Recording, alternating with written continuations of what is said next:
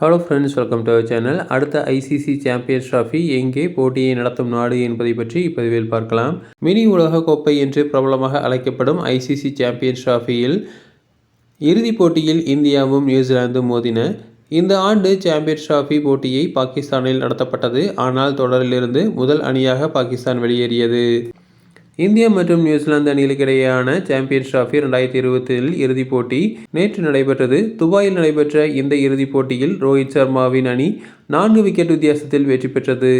இதன் மூலம் champions trophy பட்டத்தை 12 ஆண்டுகளுக்கு பிறகு இந்தியா கைப்பற்றியுள்ளது. இறுதியாக 2013ஆம் ஆண்டு MS தோனி தலைமையிலான இந்திய அணி வென்றிருந்தது குறிப்பிடத்தக்கது. இந்த முறை ஐசிசி சாம்பியன்ஸ் டிராஃபி 8 வருட நீண்டகால இடைவெளிக்கு பிறகு ஏற்பாடு செய்யப்பட்டது. முன்னதாக இந்த சாம்பியன்ஸ் டிராஃபி 2017இல் நடைபெற்றது. அப்பொழுது பாகிஸ்தான் இறுதிப் போட்டியில் இந்தியாவை வீழ்த்தி முதல் முறையாக சாம்பியன்ஸ் டிராஃபியை கைப்பற்றியது. இப்போது இந்தியா 3வது முறையாக சாம்பியன்ஸ் டிராஃபி பட்டத்தை வென்று சாதனை படைத்துள்ளது.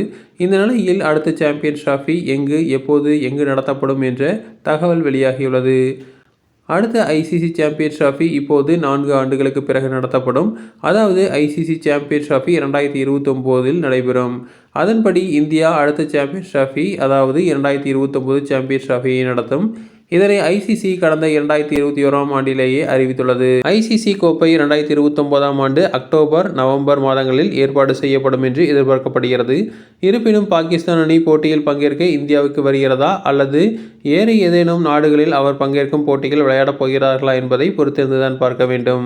முதல் சாம்பியன்ஸ் டிராஃபி கிரிக்கெட் போட்டி 1998இல் வங்கதேசத்தில் நடைபெற்றது. இதுவரை நடந்த 9 ஐசிசி சாம்பியன்ஸ் டிராஃபி தொடரில் 7 வெவ்வேறு அணிகள் கோப்பையை வென்றுள்ளன. இதில் இந்தியா மிகவும் வெற்றிகரமாக அணியாகும். அதாவது 3 முறை கோப்பையை வென்றுள்ளது. அதில் 1 முறை பகிர்ந்து அளிக்கப்பட்டுள்ளது குறிப்பிடத்தக்கது. தொடர்ந்து இதுபோன்ற செய்திகளுக்கு எங்கள் சேனலை சப்ஸ்கிரைப் செய்யவும்.